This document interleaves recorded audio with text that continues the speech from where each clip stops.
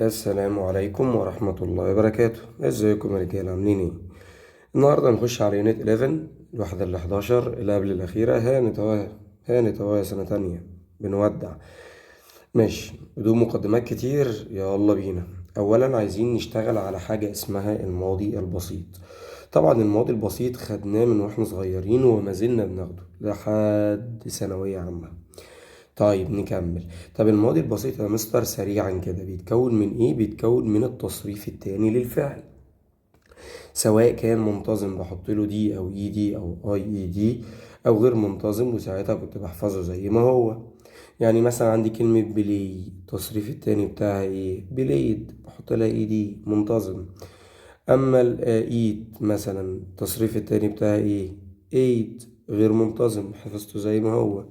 زي لما اجي اقول she played tennis yesterday، هي لعبت تنس امبارح، فلقيت كلمة yesterday فعرفت اللي ده ماضي بسيط، فخدت التصريف التاني played، وده طبعا منتظم. طيب نكمل. مستر لو عايز هنفي بكلمة واحدة بس اسمها didn't، ويجي بعديها على طول الفعل في المصدر. يبقى هنفي ب didn't ويجي بعديها الفعل في المصدر. هاخد نفس المثال اللي فوق وانفيه، فهقول شي هنزل didn't والمصدر من بليد بلاي بس. بعد كده اكمل بقية الجملة تنس yesterday. طيب، طب لو عايز اسأل شيل كلمة نط من كلمة didn't بقيت did، واجيب الفاعل شيل اللي في الاول اخليه بعد did، بعد كده اجيب الفعل اللي في المصدر. فاقول did وانزل الفاعل شي والفعل في المصدر بلاي واكمل بقية الجملة عادي خالص. فاجي اقول did she play tennis yesterday، هل هي لعبت تنس امبارح؟ طبعا السؤال ده بهل، مش بادئ بدبليو اتش ولا بهاو، فاكيد الاجابه بتاعته لا بيس لا بنو. وبعمل كروس وبعمل مقص بين اول اتنين، فقلت يس واشقلب الاتنين الاولانيين فاقول شي ديد. طب لو هنفي يبقى نو شي didn't. سهله جدا اهي.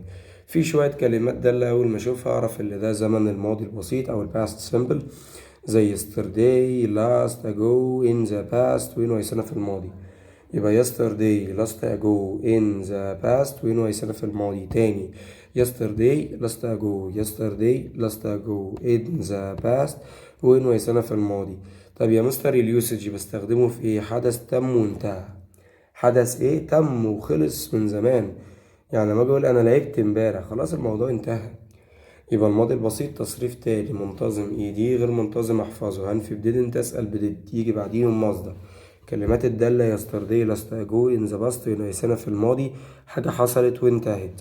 حلو، تعالى بقى نخش يلا بينا على القاعدة نفسها، ألا وهي الباست كونتينيوس أو الماضي المستمر.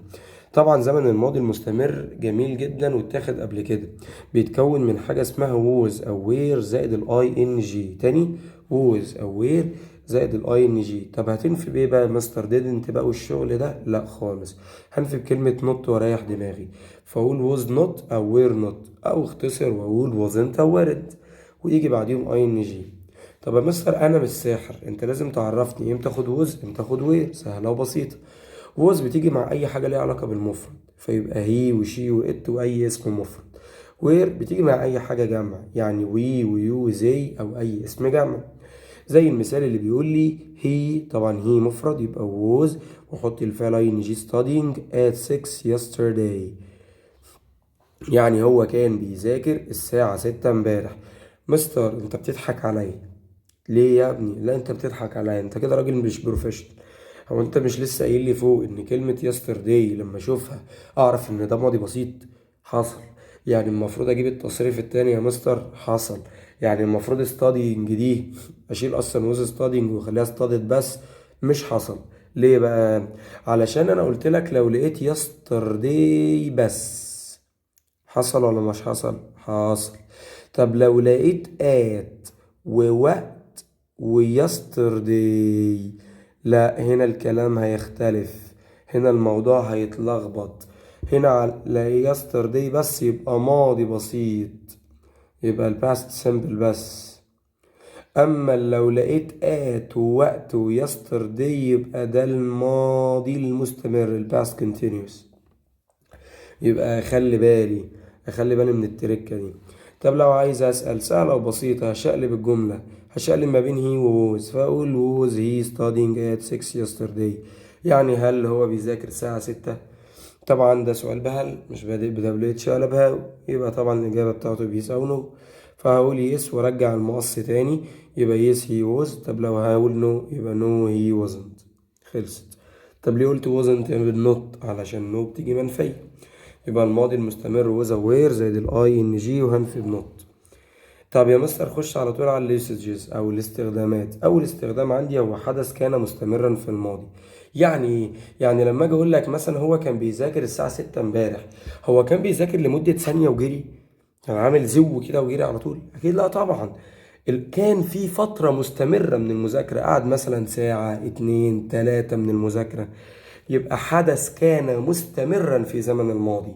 يبقى زمان كان في حاجة مستمرة، يبقى بتاعت فكرة المذاكرة دي قعدت معايا فترة، استمرت معايا وقت، استمرت معايا دقيقة اتنين تلاتة 10 ساعة اتنين تلاتة. المهم اللي كان فيه فترة مستمرة شغالة دايرة في الماضي. تمام. طب وساعتها يا مستر تديني مثال ايه عليها؟ اللي هو اللي انا كاتبه فوق، اللي هو he was studying at 6 yesterday. خلصت. نخش بقى على الشغل الجد بقى، ألا وهو حدث قطع حدث يعني وقفه. يعني إيه يا مستر حدث قطع حدث ووقفه؟ يعني إيه؟ يعني من الآخر كده هديك مثال بالبلدي. لما أجي أقول لحضرتك لما أنا كنت رايح المدرسة، ده حدث مستمر أهو، رايح يذهب شغال أهو، شغال فترة مستمرة. هوب قابلت صديق قديم ليا. يبقى أنا كنت مستمر، رايح رايح رايح رايح رايح أهو. أنا ماشي أهو، وليكن العبيط ده الشخص اللي ماشي ماشي ماشي ماشي، هوب قابلت واحد صاحب ليا، فهضطر ان اعمل ايه؟ اقف. وقفني، مش عارف ان اكمل خلاص. يبقى انا كنت هنا مستمر مستمر مستمر مستمر، هوب لقيت حدث تاني وقفني على اللي انا كنت بعمله، فهضطر ان اقف واسلم على صاحبي بعد كده اكمل تاني. يبقى ده عشان كده بنقول حدث ايه؟ قطع حدث. حدث ايه؟ وقف حدث. حاجة كانت شغالة شغالة شغالة مستمرة مستمرة، هوب جت حاجة وقفتها، فبالتالي مش هعرف اني اكمل، فهضطر ان اقف، هضطر انه يقطعني. حلو. ساعتها بقى يا مستر هستخدم حاجة اسمها الروابط. ما انا كده عندي حدثين، وطالما عندي حدثين يبقى لازم عندي مشترك يربط ما بين الحدثين. مين بقى الروابط بتاعتي؟ while او as او just as. تاني while او as او just as. طبعا معناهم بينما او حيثما. لو لقيت while او as او just as لازم يجي بعديهم مباشرة على ايدك اليمين ماضي مستمر اللي هو بتاع am was اللي هو was were ing، والناحية التانية يبقى الماضي البسيط اللي هو التصريف التاني. لا اديني المثال جاهز عندك. while اهي، لقيت while، احنا قلنا اللي بيجي بعد while ايه؟ اللهم صل على النبي يا مستر، ماضي مستمر يعني وذا وير اي ان جي، حصل. طب الناحية التانية يا مستر ماضي بسيط، حصل اهو، التصريف التاني من كلمة ميت يقابل مت. طب ده امتى يا مستر؟ امتى يجي بعد وايل او از او جاست از ماضي مستمر والناحية التانية ماضي بسيط؟ في حالة حدث قطع حدث، حدث وقف حدث. يبقى الموضوع لذيذ اهو. يبقى لو لقيت حدث قطع حدث هاخد وايل او از او جاست از. وايل از جاست از، وايل از او جاست از يجي بعديهم ماضي مستمر الناحية التانية ماضي بسيط. طيب حلو جدا. طب يا مستر لو انا عايز اجيبها في النص، سهله وبسيطه، ادي وايل في النص اهي. احنا قلنا اللي بيجي بعديها ايه على ايدي اليمين؟ ماضي مستمر، حصل اهي ماضي مستمر. طب الناحيه التانية ماضي بسيط، حصل اهو التصريف التاني. هنا بقى عندي كلمه رزله جدا، شافت وايل از وجاست از مبسوطين، طلعت ودن تنكد عليهم ليه؟ هي كده رخامه. فوين تيجي تقول لك انا معنايا انا اسمي عندما، وبعكس يعني اللي بيجي بعديه ماضي بسيط الناحية التانية ماضي مستمر. تاني يبقى وايل واز وجاست از بعديهم مستمر الناحية التانية بسيط. هنا في وين ناقص على طول، فيجي بعديه ماضي بسيط الناحية التانية هي اللي مستمر. فانا لو جاني بين قوسين في الجملة اللي فوق دي وقال لي دخل لي كلمة وين كده سمول، يعني احطها في النص كده، يبقى هعمل ايه؟ هدخل مكان كلمة وايل وشقلب الجملتين. فاجي اقول وإن اهي جه بعدها ايه؟ ماضي بسيط زي ما متفقين عشان هي عكس وايل. الناحية التانية ماضي مستمر حصل اهو وزور اي ان جي. يبقى كلمة وين اللي معناها عندما بيجي بعديها ماضي بسيط، الناحية التانية ماضي مستمر. تمام. ده في حالة ايه يا مستر؟ حدث قطع حدث، حدث وقف حدث. طب نخش على اليوسج التاني، الاستخدام التاني، ألا وهو حدثين مستمرين. يعني ايه؟ يعني لما اجي اقول لحضرتك لما انا كنت رايح المدرسة، وليكن مثلا دي المدرسة، انا لما كنت رايح المدرسة تمام، بابايا ابا الحاج ماله كان رايح الشغل بتاعه. طيب حلو، انا رايح المدرسة اهو، هل بابا وقفني؟ لا. طب بابا رايح الشغل اهو، هل بابا وقفني؟ لا. ده رايح في حتة وانا رايح في حتة تانية خالص، احنا الاتنين بعاد عن بعض، يبقى احنا الاتنين مستمرين، احنا الاتنين محدش وقفنا. يبقى ساعتها هقول حدثين مستمرين. هقول ايه؟ حدثين مستمرين. طب هستخدم ايه يا مستر؟ عشان كده عندي حدثين، هستخدم وايل برضو او از او جاست از. تاني هستخدم وايل او از او جاست از، وساعتها هيجي بعدها برضو ماضي مستمر. طب الناحية التانية هل ماضي بسيط؟ لا، مستمر برضو، علشان الحدثين مستمرين، الحدثين محدش وقفهم، فبالتالي هقول وايل او از او جاست از يجي بعديها ماضي مستمر، والناحية التانية برضو ماضي مستمر. زي لما اجي اقول لك وايل I was studying my dad was reading a book. بيقول لك بينما انا كنت بذاكر بابايا كان بيقرا كتاب.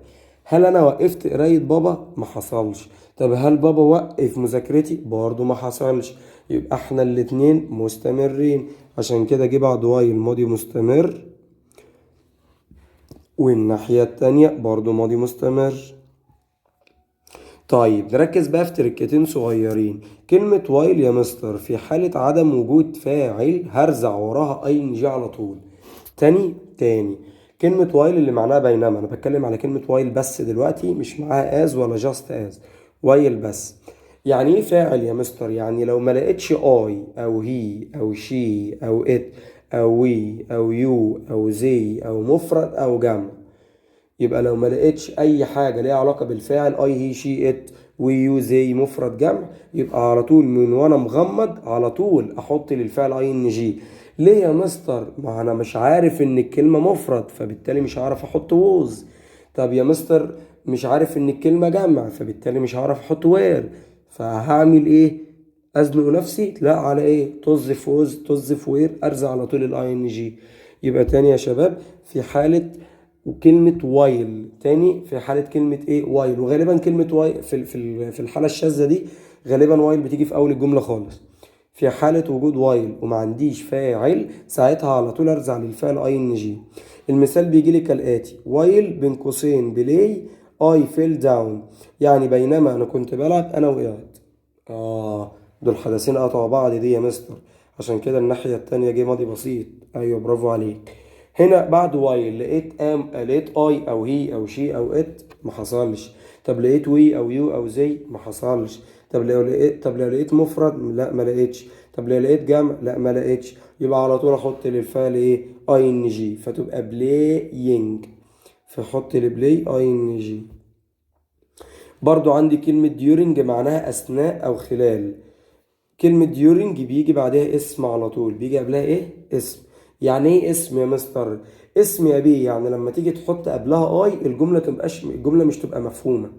يعني مثلا عندي كلمة سرير، حط قبلها اي انا، ينفع اقول انا سرير؟ الجملة مفهومة؟ لا يا مستر مش مفهومة، يبقى السرير دي اسم. طب يلا كرسي، حط قبلها اي انا، ينفع اقول انا كرسي؟ لا يا مستر مش مفهومه، يبقى على طول اعرف ان كلمه كرسي دي اسم. طب لما اجي اقول لك انا باكل، لا ياكل دي مفهومه يا مستر، انا باكل لا جمله مفهومه تخش الدماغ، لا يبقى ياكل دي فعل مش اسم. كده احنا عرفنا ايه هو الاسم. فيجي مثال ويجي يقول لي ايه؟ during the match اثناء المباراه. طبعا المباراه دي اسم. مش مصدقك يا مستر، حط قبلها اي. ينفع اقول انا مباراه انا ماتش؟ لا يا مستر كلامك صح، فعلا بيجي بعدها اسم. ولقيت بقى كملت الجملة أنا وقعت أثناء المباراة، أنا بقى وقعت. طيب في بقى تركة للناس الأساطير العتاولة بقى، الناس المتفوقة كده. بيقول لي في حالة وجود حدثين حصلوا ورا بعض من غير ما يكون في فاصل زمني ما بينهم، هجيب كلمة وين ويجي بعديها ماضي بسيط والناحية التانية برضو ماضي بسيط. لا مش فاهم يا مستر، يعني ايه حدثين يحصلوا ورا بعض من غير وجود فاصل زمني؟ لا فهمها لي دي معلش. من الاخر كده يا دكتوره، حاجتين حصلوا ورا بعض من غير ما يكون في وقت ما بينهم. لا لا لا برضو مش جايه معايا سكه. طب يا مستر فهمها لي بطريقه اكثر وضوح. حاضر. لو انت داخل البيت، ايه اول حاجه وانت بتعملها عند باب البيت؟ بتقلع الجزمه.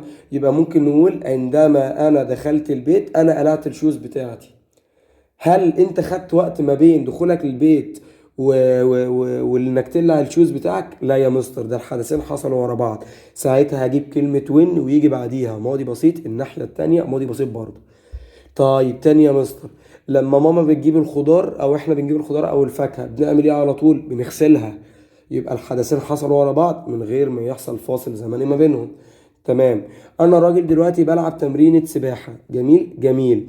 اول لما انا بخلص التمرين مش بقوم على طول اخد دش؟ ده الطبيعي يعني اخد شاور وبعد كده البس. يبقى اول لما اخلص التمرين انا باخد شاور. يبقى الحدثين حصلوا ايه؟ ورا بعض، يعني بدون فاصل زمني ما بينهم، ما فيش وقت ما بينهم، الاتنين ورا بعض كده. يبقى ساعتها هاخد وين يجي بعديها ماضي بسيط والناحية التانية ماضي بسيط. اهي when I arrived at home، اول لما انا وصلت البيت I took off my shoes، انا خلعت الجزمة بتاعتي. اظن الموضوع ايه سهل ولذيذ اهو. يلا بينا نخش كده نحل سؤالين علشان نثبت المعلومة اكتر. ورجعنا تاني لكتاب المعاصر. طبعا عارفين السبب استخدامنا لكتاب المعاصر علشان بيكون دامج الأسئلة بتاعت الستودنت بوك وكمان الاسسمنت بوك مع بعض. طيب بدون مقدمات يلا بينا نخش على طول على نمبر 1. I was watching TV when، نركز في when دي.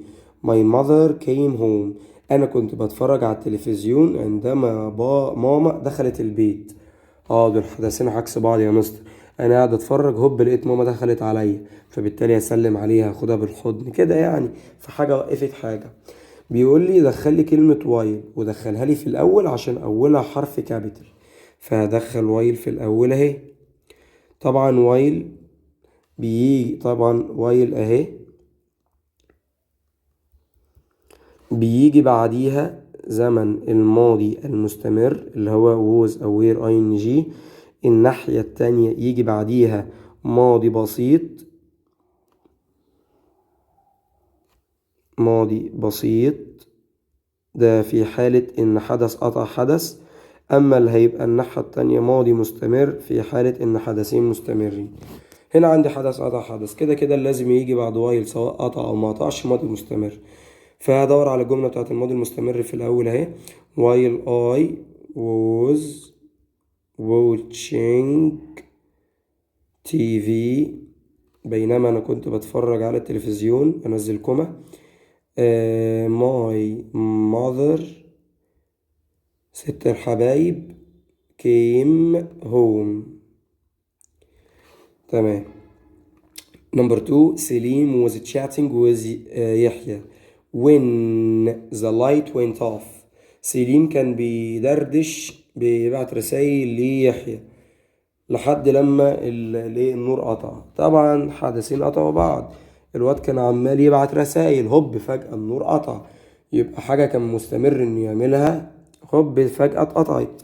فعايز ابدأ بوايل برضو، فهقول وايل سليم عشان لازم اجيب جملة الماضي المستمر was chatting with يحيى كوما the light went off. طيب يلا اللي بعديها. عمر was watering the plants، عمر كان بيسقي النباتات. his brother was cleaning his room، واخوه كان بينظف الغرفة. انا عندي سؤال بقى. طبعا انت ملاحظ الاتنين وزوير اين جي، ده يدل فيدل ان الاتنين ماضي مستمر. اللي الاتنين حدثين مستمرين، اللي الاتنين محدش وقف حد.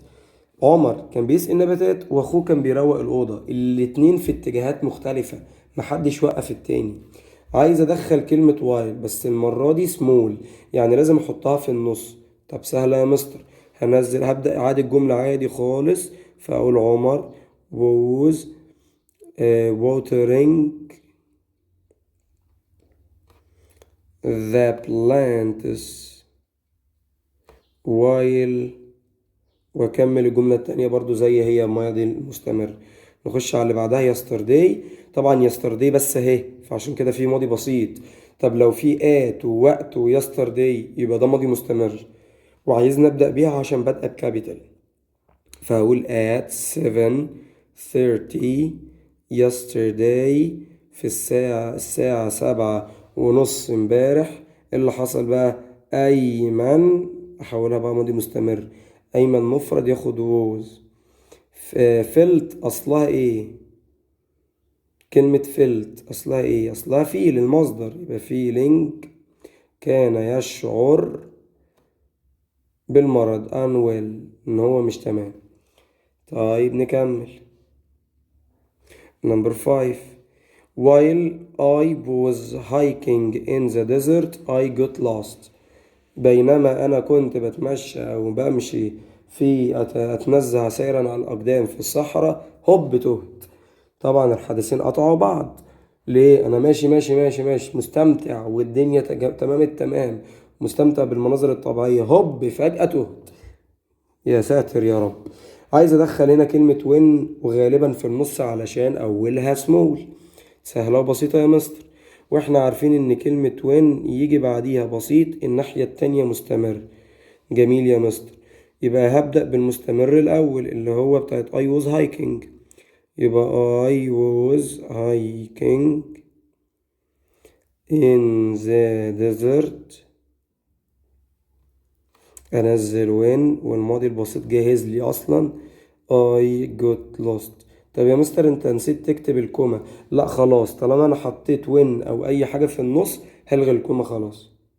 نفس الكلام بقى بيتطبق على كل الامثلة اللي بعد كده، نفس الفكرة بالظبط. فاتفرج على الفيديو تاني، لو في حاجة واقفة معاك بلغني على طول في الكومنتس.